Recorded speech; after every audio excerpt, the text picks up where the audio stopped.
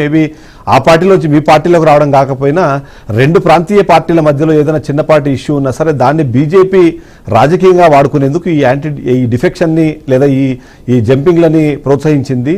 తద్వారా అక్కడ జరుగుతున్న విషయాల్లో కూడా బీజేపీ ఎంతో కొంత అక్కడ యాక్టివ్ పార్టిసిపేట్ చేస్తుంది అనేది కూడా కొన్ని ఆరోపణలు వినిపిస్తున్నాయి. ఆ సందర్భంలో దేశవ్యాప్తంగా జరగాల్సిన చర్చలో బీజేపీ ఎందుకు ఇలాంటి నిర్ణయాలు తీసుకుంటుందని కూడా ఒక ప్రశ్న వస్తుంది. ఏమంటారు శ్రీనివాస్ గారు? మీ ఆడియో రావట్లేదు శ్రీనివాస్ గారు, అన్మ్యూట్ చేయండి ఒకసారి. మీ ఆడియో రావట్లేదు శ్రీనివాస్ గారు, మీ ఆడియో అన్మ్యూట్ చేయండి ఒకసారి. హలో, ఎస్ వినిపిస్తుంది, చెప్పండి. పార్టీ ఫిరాయింపులను ఎప్పుడు కూడా మేము సపోర్ట్ చేయలేదండి. ఇప్పుడు సపోర్ట్ చేయలేము, మేము పార్టీ ఫిరాయింపులు కోరుకోవట్లేము.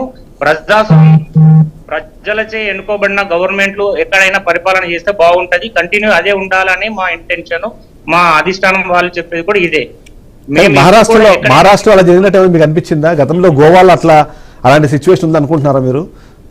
రాజస్థాన్ లో కూడా ఇట్లాంటి ప్రయత్నం కూడా జరిగింది అన్నది కూడా మనందరికీ తెలిసిన నేపథ్యం.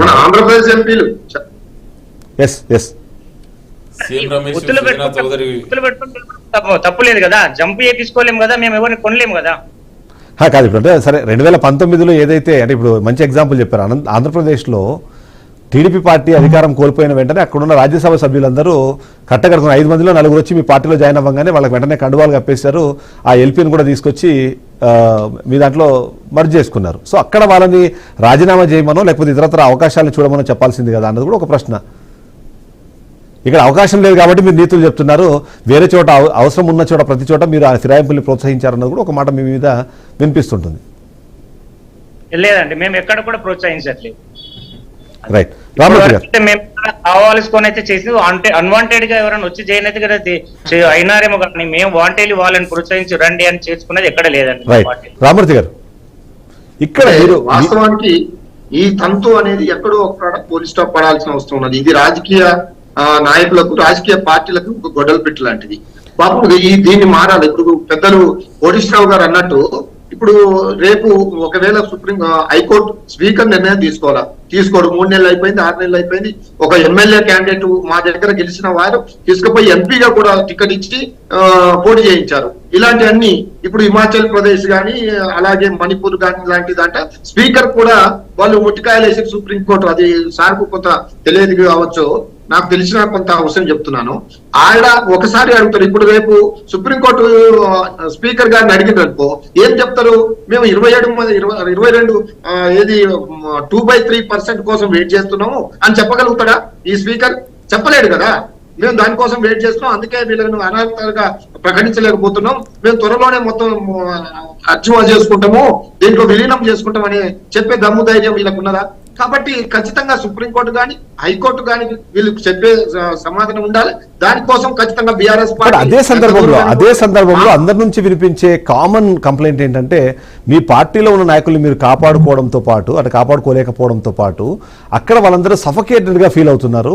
అదొక కారణం. అందుకే ఆ పార్టీ నుంచి ఫస్ట్ బయటకు వచ్చి ఏదో ఒక పార్టీలో జాయిన్ అయిపోవాలనే ప్రయత్నంలోనే వీళ్ళందరూ ఉన్నారు అన్నదైతే ఎక్కువగా వినిపించే విమర్శ. ఎందుకంటే గత 10 సంవత్సరాల్లో కేసీఆర్ అపాయింట్మెంట్ దొరకడం కష్టము, అంతేకాకుండా ఎవరితో అయినా మాట్లాడాలి అంటే అక్కడ కేటీఆర్ పర్మిషనో లేకపోతే హరీష్ రావు పర్మిషనో ఉండాల్సిన పరిస్థితుల్లో మా పార్టీ నడిచింది అని బయటకు వచ్చిన చాలా మంది వాళ్ళు మాట్లాడుకుంటున్న పరిస్థితి ఉంది. సో ఆ వైపుగా ఆలోచించకుండా మీ నాయకుల్ని కాపాడుకునే ప్రయత్నం చేయకుండా, ఎందుకంటే మన కృష్ణమోహన్ రెడ్డి మనం చూసాము, ఆయన వచ్చాడు, ఒక రోజు ఇక్కడ జాయిన్ అయ్యారు, 1 డే తర్వాత మళ్ళీ అటు వెళ్ళిపోయారు.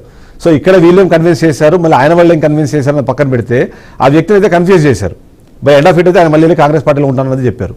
అంటే నేను అలా చూస్తుంటే ఏంటంటే మీరు సఫకేషన్ ఏమైనా ఫీల్ చేశారా గత 10 సంవత్సరాల్లో ఆ నాయకులకు ఇవ్వాల్సిన గౌరవం ఇవ్వకపోవడం వల్లనే? చాలా క్లియర్ గా అండి, పోచారం శ్రీనివాస్ రెడ్డి గారు మాలాంటి కేసీఆర్ గారు లాంటి నాయకుడు ఈ దేశంలో ఎవరు లేరండి.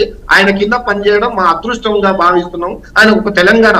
అలాగే కేశవరావు గారు కూడా వచ్చిన వాళ్ళు ఎప్పుడు కూడా కేసీఆర్ గారిని ఒక్క మాట కూడా అనలేదు. ఎందుకు? మా కేసీఆర్ గారు చాలా గొప్ప అవకాశాలు ఇచ్చాడు, గొప్పగా మమ్మల్ని చూసుకున్నాడు, ఎప్పుడు కూడా మా కుటుంబ సభ్యులాగా చూసుకున్నారు తప్ప ఎక్కడ మాకు ఎలాంటి. కానీ వీళ్ళు చెప్పేదంతా ఇప్పుడు చెప్పేటోళ్ళంతా ఎదవ మాటలు. ఇక్కడ ఏదో పోవాలి కాబట్టి ఏదో అది నియోజకవర్గ అభివృద్ధి అనే పేరు మీద ఈ నుంచి వెళ్ళిపోవాలా, ఏదో ఒక బండేయాలనే ఒక దుర్బుద్ధి తప్ప మీరు బంగారు తెలంగాణ అన్నారు, కేసీఆర్ గారు బీఆర్ఎస్ పార్టీ మీరు బంగారు తెలంగాణ అన్నారు, వీళ్ళేమో ఇంకో కొత్త నినాదాన్ని తీసుకున్నారు. కేసీఆర్ గారు దేవుడిలా కనపడతాడు, ఈ నుంచి పోవడమే కేసీఆర్ గారు మంచోడు కాదని అంటే ఎట్లా? అంటే మనం చెప్పే విధానం మనకు అర్థమైపోతుంది కదా. ఇక్కడ ఉన్నంత కాలం కేసీఆర్ గారు దేవుడు అంటాడు, ఇట్లాంటి నాయకుడు ఇక్కడ ఈ దేశంలో ఎక్కడ లేరంటారు. ఈ నుంచి పోయేటప్పుడే కేసీఆర్ గారు మాకు కనబడతా లేదు, దొరకడం లేదు. ఒక సినిమాలో ఒక డైలాగ్ ఉంటుంది చూసారా, ఒక సినిమాలో ఒక డైలాగ్ ఉంటుంది, ఇక్కడ అవసరాలు అవకాశాలు తప్ప వేరే ఇంకేం ఉండవు రాజకీయాల్లో, అంత నాటకాలే అని చెప్పేసి. దాదాపుగా అందరూ అదే ఉద్దేశంలో ఉన్నారేమన్నది ఒకటి. మీరు అన్నట్టుగా నిజంగానే పార్టీ మారిన వాళ్ళు, అంటే పార్టీలోకి వచ్చిన వాళ్ళు కేసీఆర్ని పొగడకపోతే అక్కడ అవకాశం ఉండదు కదా, సో అందుకని పొగిడారేమో అన్నది కూడా. ఇంకోటి కూడా, మా పార్టీలకు వచ్చే ముందు వీళ్ళన్న మాటలు ఏంటంటే కాంగ్రెస్ పార్టీ నుంచి వచ్చినప్పుడు మా కాంగ్రెస్ పార్టీ మమ్మల్ని చాలా ఇబ్బంది పెట్టింది, మాకు తీవ్ర అన్యాయం చేసింది, ఆ పార్టీ ఈ రాష్ట్రంలో బతకదు కాబట్టి మీ దగ్గరకు వస్తున్నామని వచ్చారు. మళ్ళీ పోయేటప్పుడు ఏమంటున్నారు, మా సొంత ఇంటికి పోతున్నాం, మా పార్టీ గొప్ప పార్టీ, మాకు అంతకంటే గొప్ప పార్టీ మేమేం లేదు, మా సొంత గుడికి పోతున్నాం అంటున్నారు. అంటే ఎంత దుర్మార్గంగా మాట్లాడతారు అనేది చాలా క్లియర్ గా ఈ 2-3 అంశాలలో మనం అర్థమవుతుంది. కాబట్టి ఇక్కడ చాలా క్లియర్ గా ఒక చట్టపరమైన ఒక ఆంక్షలు అయితే ఉండాల్సిన అవసరం ఉన్నది. ఎవరైతే పార్టీ దేశవ్యాప్తంగా చర్చ అవసరం ఉంది అసలు సీట్ ఇచ్చే విధంగా ఈ ఆంక్షలు కూడా వస్తే, ఈ చట్టం కూడా రూపుదిద్దుకుంటే అప్పుడు భయం అవుతుంది. ఒక ఏ పార్టీలో గెలిచిన వాళ్ళు ఆ పార్టీలో ఉండే అవకాశాలు అయితే ఉంటది. కాబట్టి చర్యలు తీసుకోవాలని నాలాగా ఒక ఉద్యమకారుడిగా లేదా రాజకీయాలకు వచ్చి రాజకీయాలలో ఒక గొప్ప నిర్ణయాలు తీసుకోవాలా, గొప్పగా ఉండాలని ఆకాంక్షించే వాళ్లకు, ఉద్యమకారులకు ఇవి మాత్రం నిజంగా మా పార్టీలో ఏంటండి ఒక గొప్ప